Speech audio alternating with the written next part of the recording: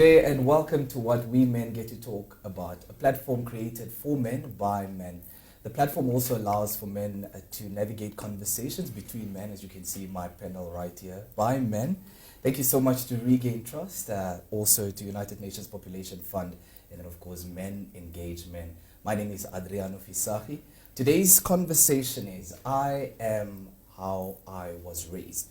So that is a question mark. There is also a notion that we're putting it out there for you to also engage with us on this platform. But before we get to discuss this, I'd just like my panel of men to just introduce themselves. Gentlemen, good afternoon. Right. Good afternoon, Adriano. Good afternoon to our viewers. My name is James Itana, and I'm the director here at Regain Trust. Good afternoon, Adriano. My name is Clivet Mwendingi. I'm the president of a youth-led organization called Afrian. Yeah. Great. Good afternoon and afternoon, Adriano. My name is Anton NM. I do many things. Yeah. But you're men and you're here. Yeah. Thank you so much for being here, Anton. Now, last week we also had a very key focus of I am in charge as a man. And gentlemen, we've heard this conversation before of I am in charge, I'm the man and I wear the pants. So we're going to recap on it a little bit because we had a different panel last week of men that were also sitting here. So just your 2 cents on it. James, starting with you, what are your thoughts of I'm in charge and I'm the man? There's a very famous saying in the Men Engage world, especially, in sort of the Men Engage Africa region, where we say that men of quality do not fear equality. And I very strongly support that saying, that, that if you are a man that is aiming to achieve and sustain healthy relationships, the only way that you can achieve that is by being involved in an intimate relationship where you view each other as a partnership. Absolutely. And I think I sort of agreed with some of the sentiments that the panelists that talked about. I think they were talking about how, particularly a marriage is sort of like a negotiation that needs to happen between partners. So it's not an issue about one partner being sort of dominating the other partner.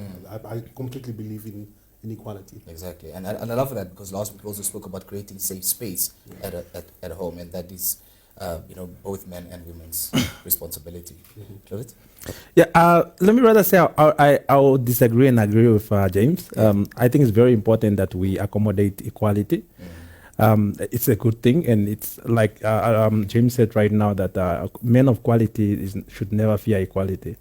So, but on the other hand, as much as we want to push the agenda of men, providing a safe space for women and giving that platform of equality, it still boils back to the men being in charge.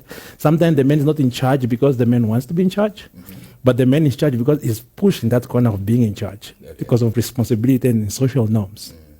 Let me We're going to dissect into that one a little bit later on. I would say when you are looking at last week's episode, I'm in charge, what was coming to mind was you are in charge of what? For me, I would rather personally, if I'm in charge, I should look at being in charge of a vision and a mission that actually put priority to women and girls. So even in my house, I need to ensure that if I'm in charge, being in charge is not an issue of dominating, but it's an issue that am I having a vision where I bring in the equality and ensure that be it my wife or women around the community are being lifted. Absolutely. To create quality. Yes. Absolutely. Totally agree with that. And today's discussion, I am how I was raised. That's a notion. So many men also believe that because of home, this is who I am. There's an African saying that says it takes a village to raise a man. So the gender-based violence that we see in our society, especially in Namibia, are we then also saying that this same man is raised by society and comes from our very own homes? So gentlemen, I'd love for you just to take us through your upbringing, and I'm going to start with you. How was it like? Was it different years? My upbringing was not an easy one. First, you look at my father being the chiefdom or the king, and having more wives and having concubines. There's a phrase that stuck with me that my father was seated. I was a very young child, but I couldn't forget that. A lady was serving us, and my father looks at me and said, they were meant for us. In implication was saying they're kind of slaves. So that sentence, I never forget it. And it brought painful things in my life as I'm going to continue talking about it. But that was one of the stages of upbringing. Yeah. Okay. Yeah, I think in every African culture, we are all coming from similar upbringings. I come from a royal family in terms of tradition. And it's the same scenario, your father having multiple wives, probably also concubines. I would not know that time. But I was raised in a house where the man is the head. The man is the chief. The man is the one that gets to say what goes in the house. And even with my mother is what I saw her giving or allowing to happen in the family, because we were not from. I'm not born by the main wife of my father, so I was born by the second or the third wife of my father. So there was a main wife, but like I said, it's something that we are going to unpack as we go on today, that I could probably go in more details, whereby my mother was not allowed to move on because she's then married, and she was married to this man, which is my father, from a royal family. So is it safe to say that with your upbringing, that what struck through was that you as the man need to be in charge and take leadership? That's how I was brought up. Okay. Even though I'm not what I was, or let me say, I'm not who I was brought up. Because today I understand different types of how we have to give space for equality and all that. So I cannot say today I'm who I was brought up. I've learned to become who I am today, but who I was. You're jumping the too fast. All right. The royalty is coming through. I see. James, how was your upbringing? Well, I mean, the two gentlemen spoke about their families being royalty, and I'm not going to allow myself to set out and say that my family is not royalty.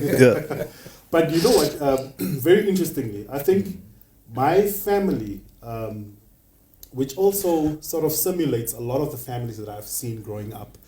I mean, we grew up in the areas of Vambu location when we were young back in the day, and because of how the influences of apartheid and how that played out in the contract labor system and so forth. So a lot of us grew up in female-headed households. And really, if I had to try and summarize my family, I would say that my family is a matriarchal family. We have very strong matriarchs in my family, exceptionally powerful women who sort of have had to play the role of being the father and the mother in being able to raise 2-3 children, and oftentimes also taking on other children from the extended family and being able to raise them with minimal wage, and that has been sort of my upbringing. For instance, with my mother, I mean, I come out of a household of where we were 3. We were 2 brothers and a younger sister. And what stands out for me in terms of how I was raised is we were treated indifferently. My mother had this belief that she didn't believe in the notion of separating roles in accordance to sex or these gender roles that we try and ascribe. She had the belief that for as long as you have a good pair of hands and you've got a good set, you've got a good brain head in your head, you can wash dishes, you can cook, you can do laundry, you can do everything.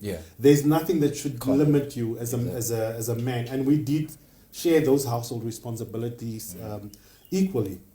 And I think for me, the only real change for me was there was a bit of a disconnect between my household, my immediate household, and what I saw around me growing up as a child, because I found it very difficult to associate with other kids, because on a Saturday, while other kids are sort of like, they'd be playing soccer, I'd be, on the washing line hanging clothes, and they would be standing there making a mockery of me, and I couldn't understand, but what's so funny, because for me, that's the norm. and you started getting sort of exposure, because I think I was of the mindset already that, don't do unto others as you would not have others do unto you, because my household was also quite Christian. So you would start seeing sort of violence playing out in the community, and you couldn't relate to it, and you would start seeing pressure from, your peers out there that, part of your manhood is that you must showcase courage through violence and through fighting. And that's really my first sort of interaction with violence that I saw playing out in our society. Okay. Now, because I'm going to focus now on you, since you just spoke now and you led us into this conversation that we're having. So many of our children get through that part of their life where maybe chores are not divided equally, and they are being in a position to make a mockery of you. But that was based on your parents' inherent skills in terms of bringing you up. So how has that navigated you in terms of the man that you've become? Because you had a choice, of course. You had a choice to say, you know what, I can choose to do dishes, or I can choose to do laundry, or I can choose to be the kid that's out omitting violence. Well, you see, I mean, something interesting started happening. Obviously, as you're growing up, your parents can only play so much of a role in terms of shaping who you would become. There are other portions of it in terms of you being influenced by, the broader extended family or the friends that you would find yourself in. And so I started seeing that, this notion of equality, this notion of, sort of social justice was embedded in me at a very young age. But growing up and getting exposed with other friends, you start seeing that, but the expectation is not for you to become a partner, but the expectation is for you to be in a dominant leadership role. You would be cowardly if you were to think of maintaining a monogamous relationship. As a man, you must have multiple sexual partners, because if you are just stuck with one partner, you are at risk of being labeled as, you are this weak guy, or Turamo, as Uncle G, or as Salatiel spoke about. So you get all of these labels. And interestingly enough, what happens is that these people start sort of distancing themselves from you, and they start sort of stigmatizing you. And as a child, the first thing the children want is association. So in order for me to associate with my friends, I had to conform.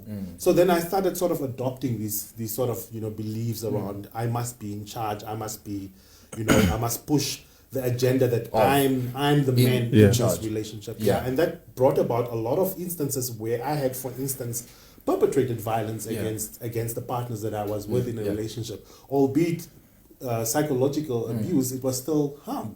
And the it might not have been physical. Exactly. But back then, you never even assumed or had that idea that psychological abuse is abuse. You only figured out, as long as I don't physically abuse her. But there was also a lot of threats that played out. And that would come through across as dominance. Exactly. James, just hold that one there. You spoke earlier on in terms of your upbringing was definitely where you'd have conversations with your dad. And I mean, this happens even with us as men, sort of the bro code. And your father did that with you. And maybe in society, there's a saying that says, describe the type of woman that you would like. And maybe in that saying, men would say, initially when a man has described the perfect woman, that he would actually describe a slave. Because the perfect woman would be doing chores, would be doing all these things. What, in your sense, what would the perfect woman be? As much as the conversation with my father wasn't a consistent thing, because at the end of the day, I wasn't fully raised by my father. I had to be taken to another village to be raised by different uncles. One of the painful things that I think of in terms of being raised, although at a later stage, our mother started teaching us what James is saying, dividing chores.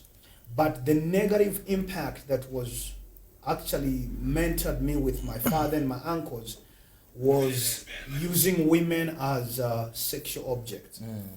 Because seeing my uncles and my father having multiple, the perception in me growing up was a woman, that is what she is for. Cooking, and then she takes you to bed and have sex. And you can have, again, multiple partners. And growing up, I struggled a lot in that department. I wasn't having a problem doing chores, cleaning, but looking at women in terms of being objects, that was one of my greatest challenges. Yeah. Because of how I saw my uncles and my father doing it. Have you ever been violent towards women? And this can be either physical or emotional. Or it could have maybe also been that position of where I almost did, you know? It's... I would say that in a very painful way, that not once. Yeah. I struggled a lot because above all, being mentored that you are in charge, you're supposed to be the leader, and you can have many women as you want. So there was some form of violence I have perpetrated towards women, not once, often. Yeah. And if I think of those moments, and now that I'm on this side, going through transformation, I had to seek a lot of counseling and help for me to be able to overcome that process. It was very painful. So I did that, and I can look back how I've hurt women in terms of gender-based violence. It has been very bad. Yeah. And just maybe if you could take us through that process.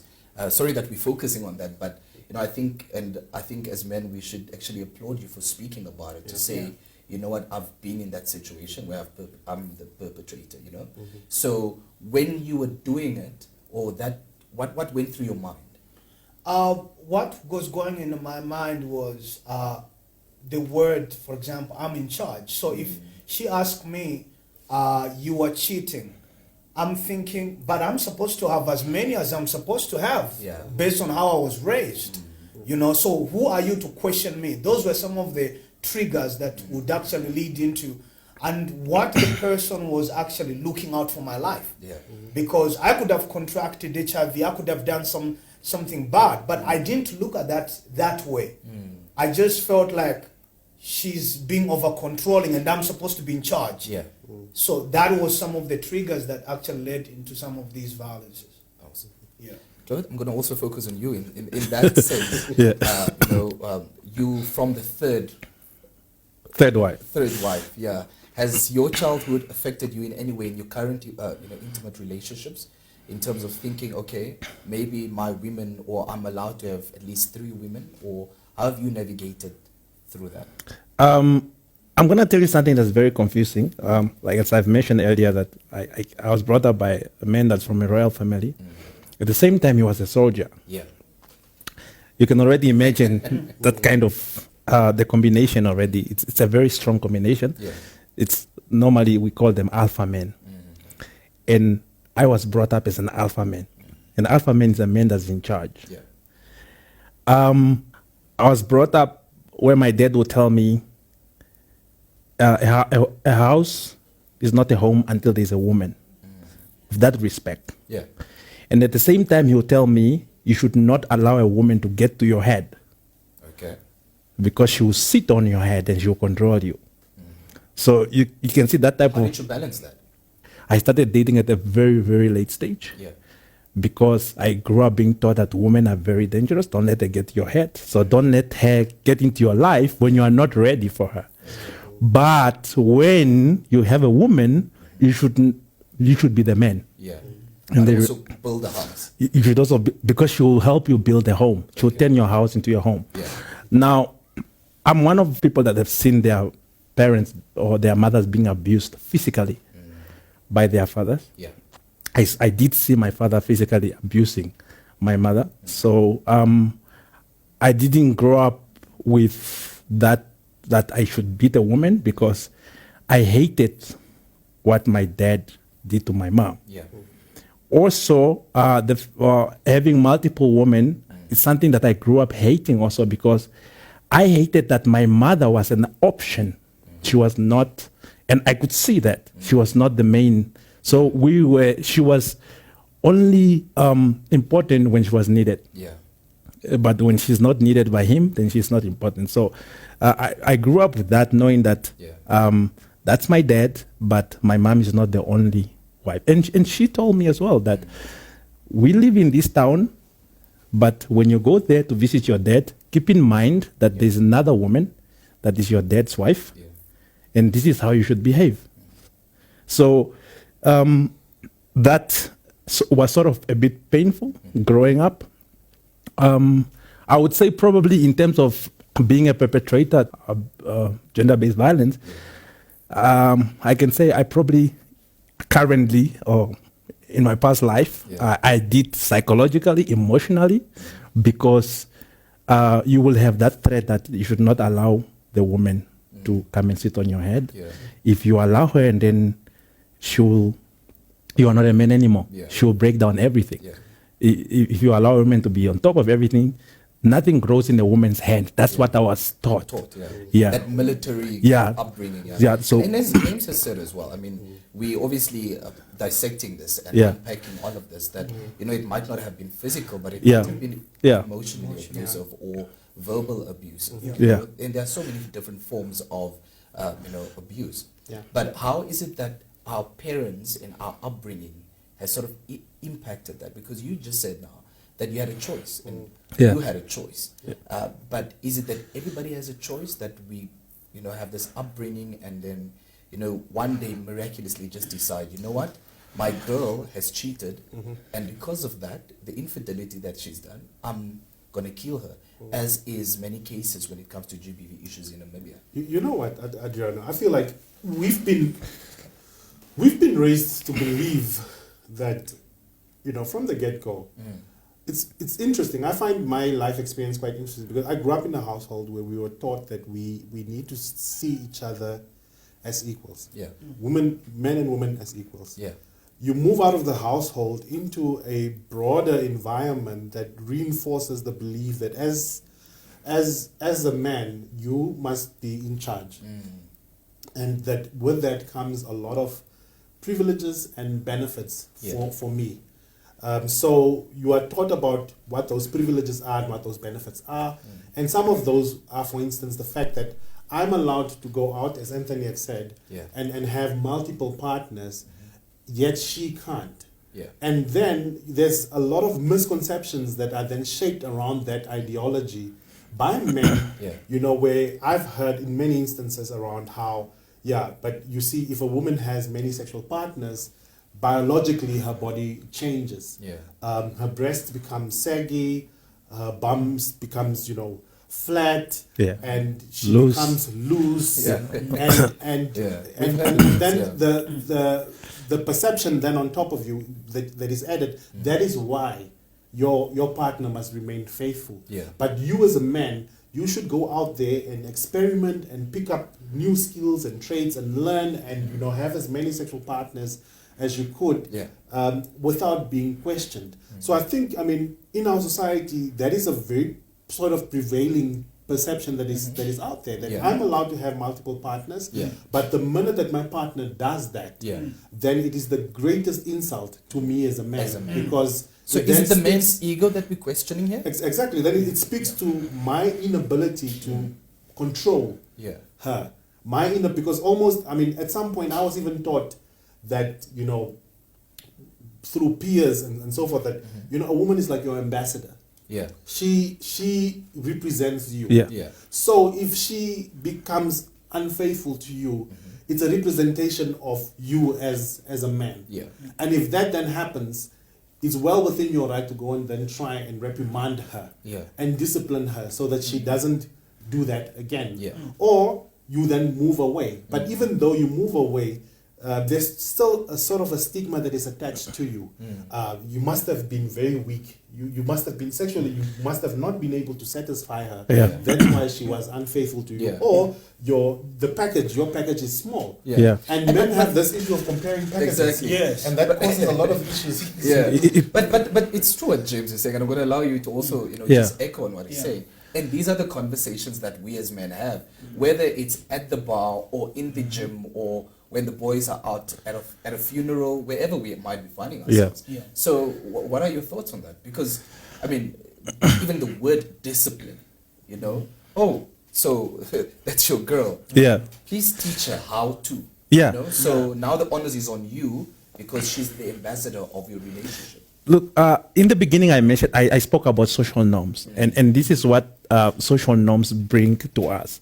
Like James is saying, a woman is sort of like represents you as a man. So she is your glow. Yeah. If your woman is then having multiple partners, and I remember once my dad said this, that if your woman is having multiple partners, or she not even multiple, she takes a second man apart from you. And I believe this is why my mother, there was even times where I questioned my mother. I said, why are you not moving on? Yeah. Because literally you're not the main person here. Literally you're not the most important one here. Yeah. So why not moving on? And my mother made an example once saying that a woman's like a diamond. And the more men I see, diamond has got sharp ends. Yeah. So every man you visit or you be with, those ends, they break off. And at the end of the day, you're not going to be a diamond anymore because you don't have sharp ends. Yeah. And my dad would tell me, if a woman is with more than one man, it's literally like you removing bubble gum from another man's mouth and putting it in your own mouth. She has no taste anymore. That's a very disgusting example, but it's I believed it. I grew up believing like that. And I'll be very honest today, Adriano. James is here. I still somehow sometimes believe like that if a woman is, if I'm with her and she has got another partner, she's like a bubble gum that I'm chewing from another guy's mouth. Yeah. But I never think of myself as that bubble gum. Yeah. Because I believe that for a man to depreciate, it will take years and years. But for a woman to depreciate, it will take one chew. And then she doesn't have. Exactly. And this is where I want to get into now. Because when is it that we create a platform, like you, for example, calling your dad out to say, you know what, Dad, but in actual fact, a woman does not lose her value. Yeah. Because it's okay to also then have a conversation to say, Mom, you're a woman as well, and you have needs as well. Whether it's a partner to just walk down the beach with, or just to help you with the household, it's okay to move on. Yeah. Because maybe your mom also grew up with different norms than to state that she's losing her value by having to move on, because she's devoted herself to this very one man, despite her being the third wife. When do we call each other out as men to say, you know what, James, no, man, that's not how you talk to your lady? You see, for me, Adriano, it took one workshop. It was a workshop that was organized by an organization called Engender Health. Yeah. And like Anthony said, at some point in your life, you start questioning whether, is what I'm doing really right? Because one of the things I started seeing is the harm I was causing. Because I started believing that, no one goes into a relationship where the end goal or your end thoughts or the vision that you have for that relationship is for you to cause harm. Yet somehow, along the way in this relationship, you feel the need to try and reinforce your power over that particular person. And I think, a key area or a theme that stood out in that workshop was the question around, when you're seeing this woman, she is someone's mother. She could be someone's mother. She could be someone's aunt. She could be someone's sister, someone's, niece. And for the me, breadwinner, for example. Exactly. But for me, when they brought in that reality, I immediately started thinking of, my younger sister. Would I have allowed my sister to date the man that I was back then? And obviously, growing up, you would see, boys as they're growing up taking an interest in your sister. And men, for some weird reason, we are very defensive when it comes to our sisters. Very much, It's the guy thing. Yet we are very quick to go and sort of, violate somebody else's another man's sister. Without thinking about it. But the things I'm doing now could also be happening with my sister. Exactly. And then for me, immediately, how I was raised by my mother's then kicked in. Is it fair? Is it really fair to say that, when a woman has multiple partners, she loses value? Does she really lose value? No, she doesn't. Or in an equal society, one would say, if she loses value, then so do I. Yeah. And an important sort of realization for me was the fact that, you know, I started realizing that if I am having multiple partners, then I should be okay with my partner also entertaining the idea and the ability for her to also have multiple partners. Because why is it that I am allowed the privilege to do so, yet she's not allowed to that privilege to do so? So therefore, if I want to be in a committed relationship, then I myself should be committed as well. Absolutely. And then I realized, you know what, through this process, that I realized that often men, there's an issue. I've always believed that men, the way we've been brought up has actually made us to become, to develop, it's like almost men have a lower emotional quotient, EQ, than women. Yeah. That's why we see that women have the ability to deal with trouble sometimes, yet when men would experience those same similar experiences, they would resort to committing suicide or doing harm to themselves. And so I realized, but I need to learn to become emotionally intelligent. And that for me took that process of, you know, okay, I attended this workshop. Can I have a conversation with someone else about these issues? Like with what Anthony's saying, can I seek out counseling so I can have a deeper process of introspection for myself to figure out, but who am I really? Who's this James as this person, and who do I want to become? Exactly. Thank you for that. Anthony, you wanted to add on that as well? No, just to echo what James says and my brother here. As we are talking, we are facing ourselves. And to take a mirror and look into yourself. Because when we project these violences, emotional, financial, and physical violences, we see it outside. But we try to take time and look at each of ourselves. Exactly. Trust me. When James told me I'm going to be here, I couldn't sleep last night. I was crying.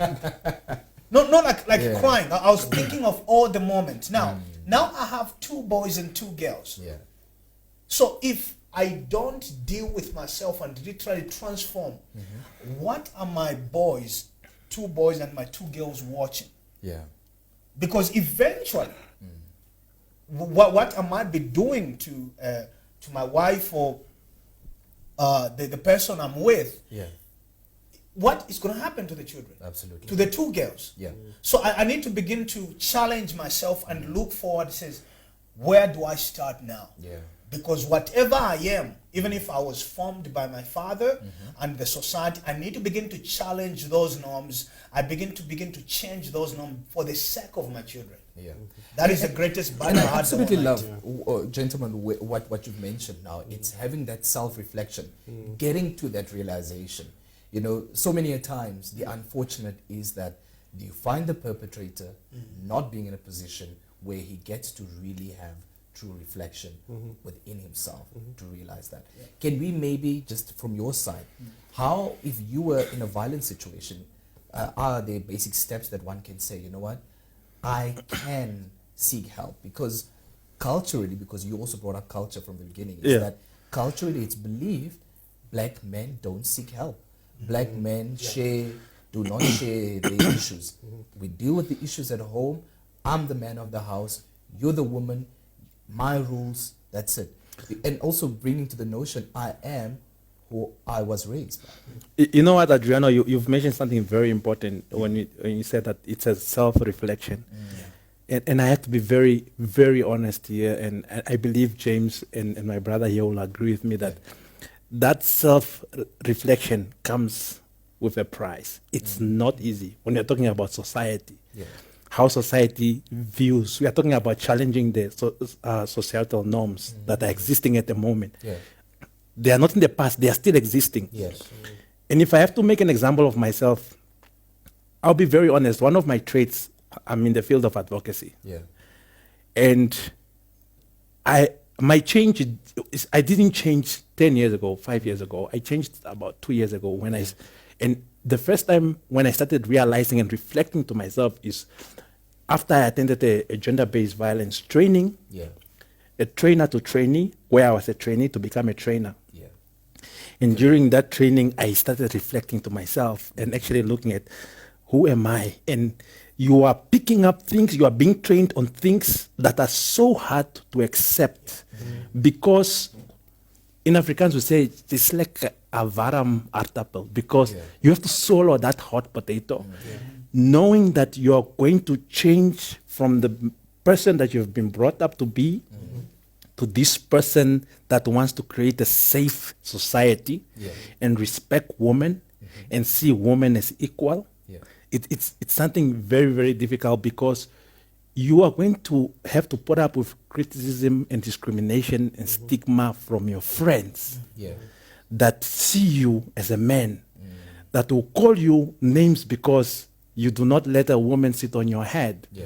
And some of these friends or society will see that some of these things or see if you allow a woman to be in a safe space, they see it as weakness. Can I just interject it? Because I want to ask, does that really come from, having to swallow a warm aardappel? Does it really come from, I'm scared of what my friends would think, or is it the legacy of the patriarchy because of your father, and that you come from royalty, and traditionally and culturally as well, because you come from a home where it was about the matriarch, and your mom had different forms of disciplining you. But is it really to say, I've made this decision, but as hard as it's to swallow, I don't want to disappoint this legacy of the man that I've become, and I've been known as this man. Is that something that is linked to our ego as men? I don't, to be honest, I really don't. Well, personally for me, I don't think that was part of the conversation for me. For me, it was more about having to face my demons, literally. Having to sit there and reflect back and to think about all these women in my past who I have traumatized, who I have caused harm. And to start actually, when you start facing those demons, then you start realizing, but I've caused a lot of harm. And oftentimes as men, we don't want to admit it. I mean, no one wants to admit that they've done something wrong, because we always want to see ourselves in the better light. And I think that process of transformation first has to come to a point where you realize, you know what, I've actually caused a lot of harm. In some instances, I've tried to go back and make amends and apologize. Because I was about to ask that. For that process in terms of the harm that you have caused. And then to really then start this journey. And, a process of change is not a smooth process. I think a lot of people assume that, you become a transformed man, and then that's it. I think I've had many, up and down hills. It's been like a curvature that would go up and down the whole time. But in as much as I'm going up and down, if you pull sort of a trajectory, it's still headed to a process of growth. So even though I would get myself at times where I would, fall and perhaps make a mistake, or I had a conflict with my wife recently, and I, in that conflict, things were said. Then immediately, because of my transformation, I'm able to sit down and reflect and realize, but I actually caused my partner psychological harm right now. I need to go and deal with this process. And then you become very quick to go back to your partner, to sit and to have a conversation where you literally apologize and say, you know what I had said and what I had done had actually caused you psychological harm. Whereas in the past, that process would never have occurred. I would have never thought about it. So for me, that process of transformation is not so much about pleasing my friends, because you realize that this is a journey that at the end of the day will benefit me the most. It benefits my partner, and then it benefits my children. Absolutely. Right? My friends, fine, they're my friends. We can try and have the conversations. Those that really see the journey and want to become transformed, we need to encourage and promote. And I think where I have failed personally in this journey is the fact that I don't question or hold my friends accountable, and we don't have processes of accountability enough in our friendship circles. Awesome. Anthony, from you? As much as there are a few minutes left, I'll just say what James said. Seeking help and asking for apology in terms of how we have been raised, like men being in charge. Those are some of the battles as a man are hard to deal with, and I think most men out there are dealing with. Exactly. Seeking help and apologizing to make amends.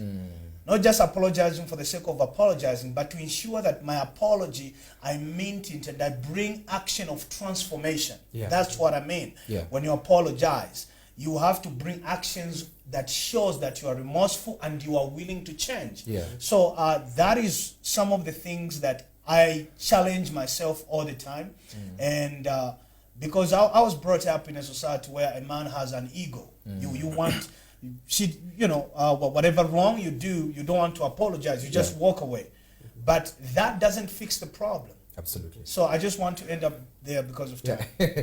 Because of time, from you, Clement? Yeah, I'll keep it short. I know where I can see where James is coming from, but what I don't want to walk away from is that society plays a very important role into our lives. Yeah. And when you're talking about society, you're talking about where a lot of men are today who are even listening and watching. That you need to escape that society and become a different man. But to escape it, and society is not the community where you are from, it's your family also. So if you are brought up in a family that you need to be the man. Yeah. You need to have the village wife and you need to have the town wife. Yeah. It's still like that. So until we change society, until we bring this conversation into society, it will be very difficult for men to come out and actually say, look, I've done wrong. Yeah. I see this is wrong and I want to become a better person. It's very difficult. Exactly. Yeah. Gentlemen, in conclusion, I am how I was raised. Starting with you, James. Look, I think, how you've been parented influences a lot in terms of your character, your personality. But unless you go through a process of reflection, unless you seek help, being able to change becomes very difficult. I strongly believe that men that grow up in violent households have an increased likelihood for themselves later on in life to become perpetrators of violence. And the only way to try and break that sort of cross-generational transfer of violence is to have these men go through these types of conversations where they can reflect and go back to their childhood and experience. But I was raised in this way, but is that really what I want to be? What I want to be? Adriano, James has unpacked everything.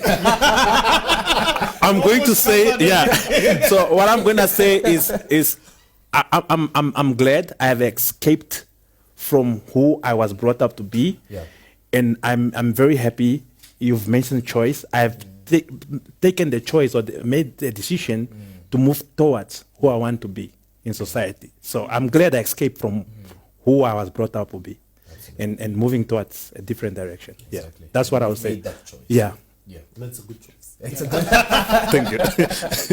and these are the conversations we should be having. Dude, tap yourself on the shoulder and say, well done. Yes. Exactly. Anthony, from your side. I think it's a process, and it's never-ending process. When you look at growth and transformation, change, it's never-ending process. As much as we are on this level, I've confronted a lot of demons within me that at times I cry, and every time I'm seeking change to ensure that my home and my children, my wife or my partner is actually very happy. It's a transformation process. Now, I should acknowledge I have been also abused. And again, it goes back to seeking help and apologizing. So again, these are transformational processes where as men, I need my brother's keeper. Somebody I can say, can I call on you? Because there are times, I'm just being honest. Last night, thinking about this today, I couldn't sleep. I was crying. But I need somebody I can be able to hold to say, can I come? Can I call on you? Can I count on you? Right now, that's what I'm saying. I think I need a brother. There you go. Gentlemen, thank you so much for joining us. It's really been great just unpacking and having conversations with you. Also to you, please join us on our Facebook page. Also, if there's counseling that you need to get in touch with us. It's right on our Facebook page. We'll also be sharing and having more conversations, men engagement. Thank you so much to Regain Trust, also United Nations Population Fund, and then of course Men Engagement Namibia. We will be having a new topic again within our next episode, And thank you for tuning in. And also, gentlemen, I'd love to have coffee again. Anthony? Yeah. Yeah. Another Thank cup you. of coffee. Yes. Another cup of coffee. To warm us up. Thank you so much.